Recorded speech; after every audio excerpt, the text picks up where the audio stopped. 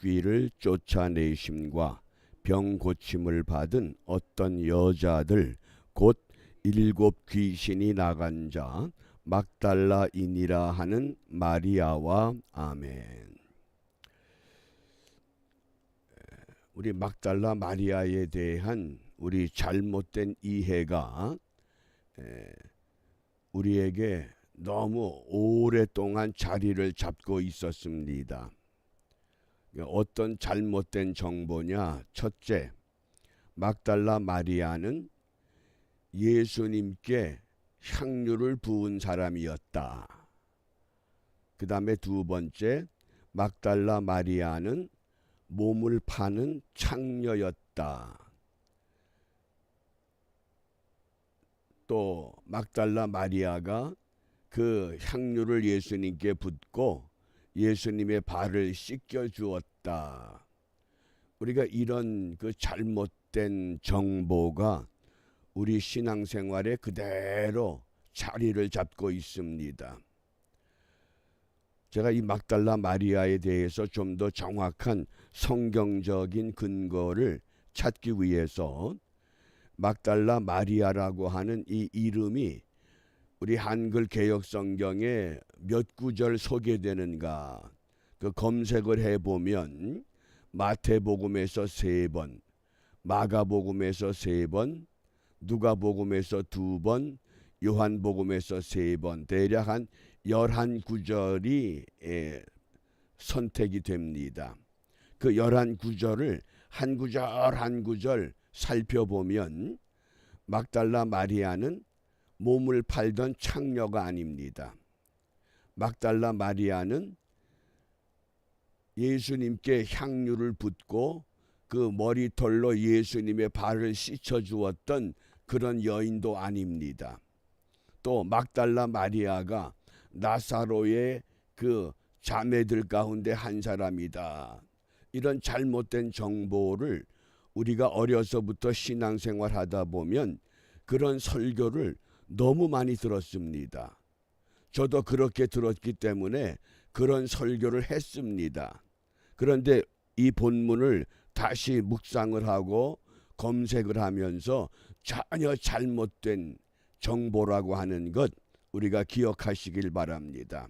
그러면 왜 이런 잘못된 정보가 우리에게 전달돼 왔는가? 그 이유가, 가장 중요한 이유가 그 가톨릭 교회의 교황 요한 그레고리 우스 1세가 591년 막달라 마리아에 대한 설교를 합니다. 그 당시 교황의 권위는 최고의 권위자입니다. 또 일반 회중들이 성경을 읽지 못하는 그런 때입니다. 그러니까 이 요한 그레고리우스 1세가 막달라 마리아에 대해서 어떤 설교를 했느냐? 첫째, 막달라 마리아는 7 귀신이 들렸는데 그 7 귀신은 7개의 죄를 상징한다. 그러면서 그 죄 가운데 가장 못된 죄가 창녀 생활이었다. 몸을 파는 여자였다. 이게 그 설교 내용 가운데 하나입니다. 그리고 두 번째, 왜 그러면 향유를 예수님께 부었느냐? 몸을 팔던 여자기 때문에 자기의 몸을 단장하기 위해서 항상 향유를 소유하고 있어서 그 향유를 예수님께 붓게 된 것이다. 그러면서 이 막달라 마리아가 결국은 7 귀신이라고 하는 것, 이 7개의 아주 무서운 죄, 그 죄를 지은 여자였다. 이런 설교가 한 1000년 동안 가톨릭 교회를 통해서 성경을 읽지 못하는 회중들에게 그대로 전수된 겁니다. 그러니까 일반 회중들은 교황의 권위가 막강한데 교황이 그런 설교를 했기 때문에 그대로 받아들인 겁니다. 무려 1000년 동안 591년 막달라 마리아 설교가 1669년까지 가톨릭 교회를 통해서 온 세상에 선포가 됐습니다. 그러니까 그런 영향을 우리가 받을 수밖에 없습니다. 너무나 오랫동안. 그러면 성경은 막달라 마리아를 어떤 인물이라고 우리에게 말씀하는가? 이게 굉장히 중요한 메시지입니다. 그 첫 번째가 우리가 성경을 읽다 보면 지명과 사람이 합성이 돼서 그 사람을 지칭할 때가 종종 있습니다. 쉽게 이야기하면 우리 예수님이 어떤 인물입니까? 나사렛 예수. 나사렛이라고 하는 지명과 예수. 그러면서 당시 유대인들은 나사렛에서 무슨 선한 것이 태어날 수 있겠느냐. 그리고 무시했던 겁니다. 그런 예를 들어보면 아리마대 요셉, 수로보닉의 여인, 구레네 시몬, 또 막달라 마리아. 그래서 도대체 마리아라고 하는 여성들이 많이 등장하는데 그 가운데 이 막달라 마리아, 그는 어떤 인물인가? 성경은 분명히 우리에게 정확한 메시지를 전달합니다. 그래서 이 막달라라고 하는 이 지역이 어디냐? 갈릴리 호수에 그 주위에 6개의 유명한 지역이 있습니다. 디베랴, 막달라, 게네사렛, 가버나움, 고라신, 벳세다. 이 서북부 이 지역이 막달라라고 하는 지역입니다. 그러니까 여기에서 출생해서 여기서 태어나서 여기서 자랐던 여자, 그가 막달라 마리아입니다. 이 막달라라고 하는 지역은 염색업이 아주 발달된 곳이었다고 합니다. 그리고 도덕적으로 문란한 도시였다. 그러니까 창녀들이 많았다. 그렇게 성서학자들이 우리에게 그 배경을 이해를 시킵니다. 그러니까 분명히 이 막달라 마리아가 성경에 보면 요한복음 8장에 돌에 맞아 죽기 위해서 끌려왔던 여자다. 이렇게까지 확대 해석을 하게 됐던 겁니다. 결코 막달라 마리아는 그런 인물이 아니라 어떤 인물이냐? 잘 보시기 바랍니다.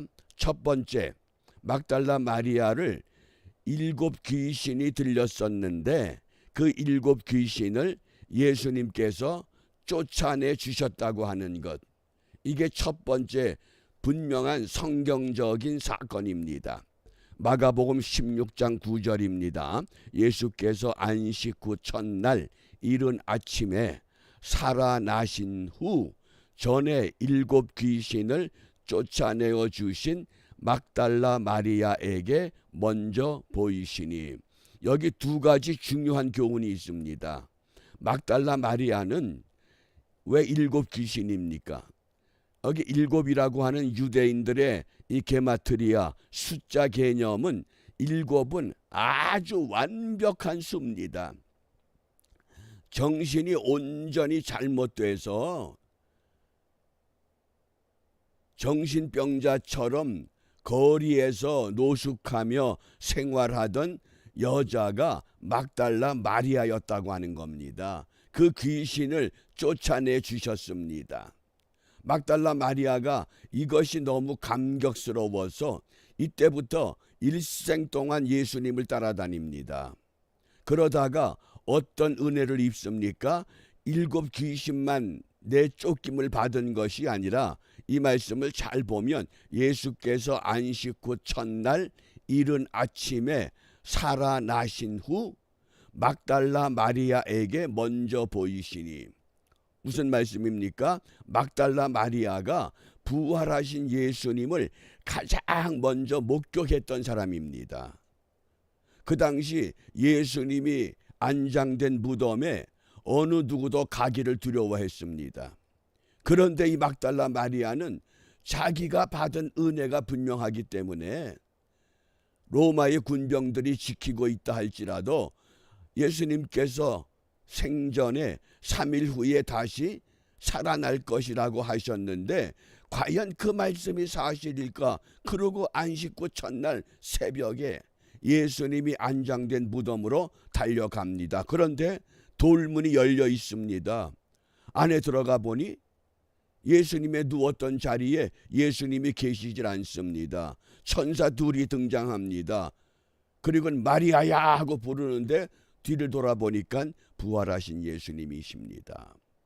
그래서 오늘 분명히 이 7 귀신을 쫓아내는 은혜를 입었던 사람, 그러니까 육신적으로 분명한 은혜입니다.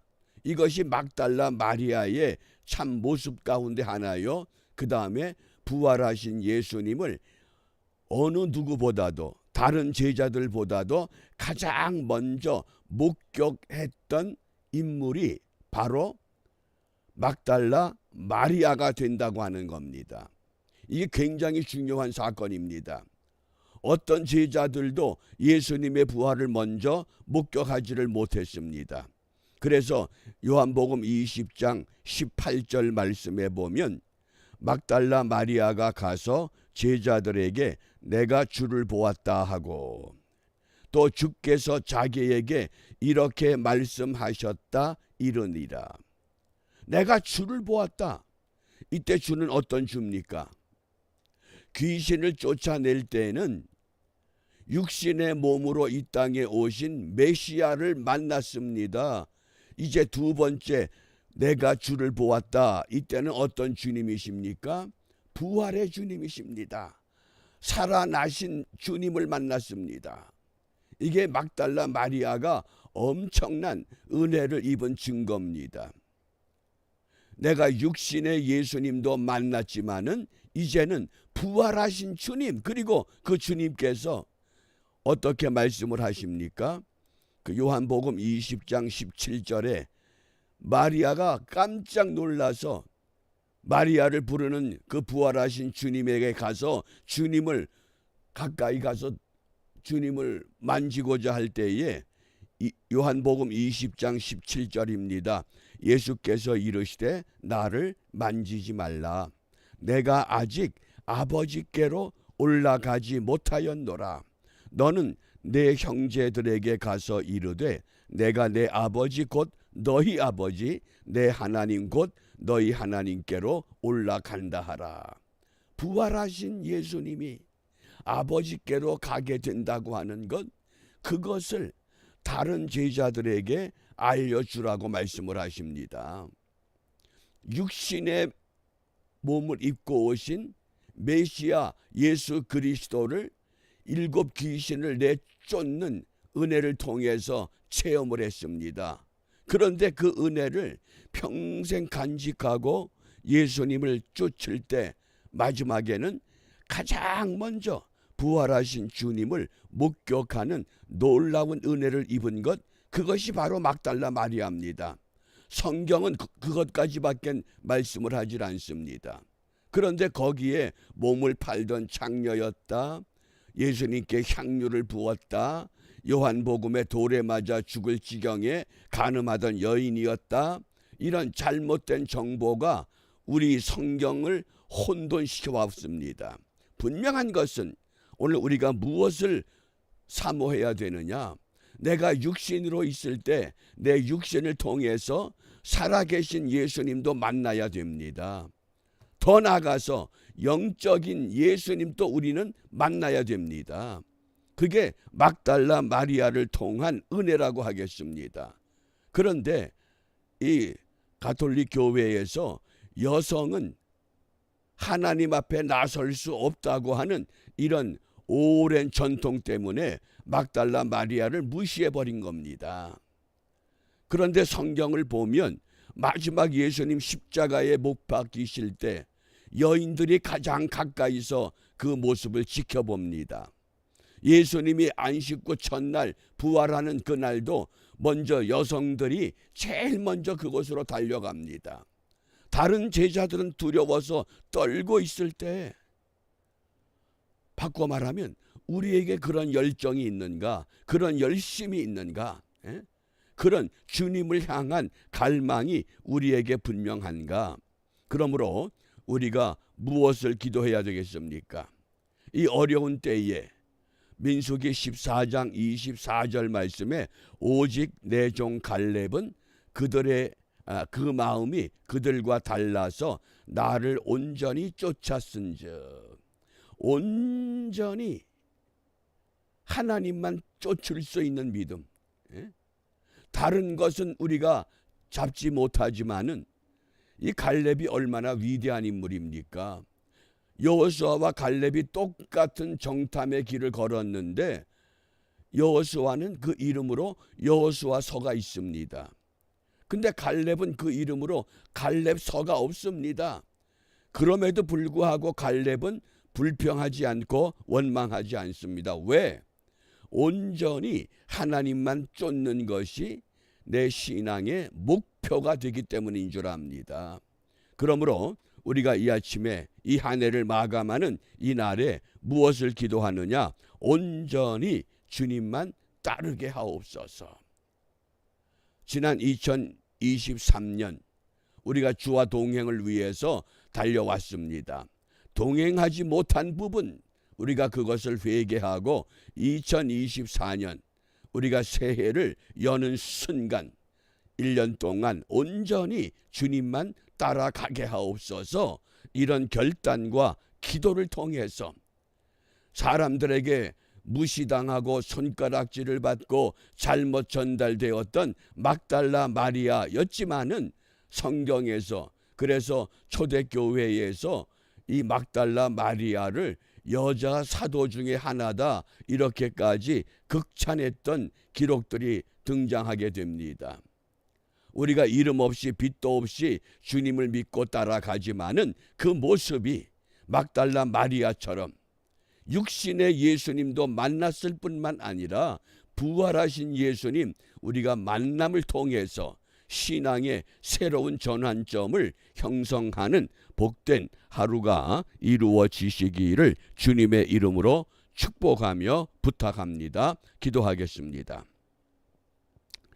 은혜로우신 아버지 하나님, 많은 잘못된 정보가 막달라 마리아의 흠집을 우리에게 들려주었지만 하나님의 말씀은 막달라 마리아, 예수님께서 7 귀신을 쫓아내 주신 후에 일생 동안 변함없이 흔들림 없이 예수님만 쫓아다님으로 부활의 첫 목격자가 되는 은혜를 입었던 것처럼 오늘날도 저희들 이 땅에 머물면서 살아계신 예수님 보게 하시고 듣게 하시고 만나게 하셔서 우리의 삶의 자리가 행복한 자리, 평강의 자리, 믿음의 자리, 은혜의 자리로 형성되도록 인도하시고 복을 내려 주시옵소서.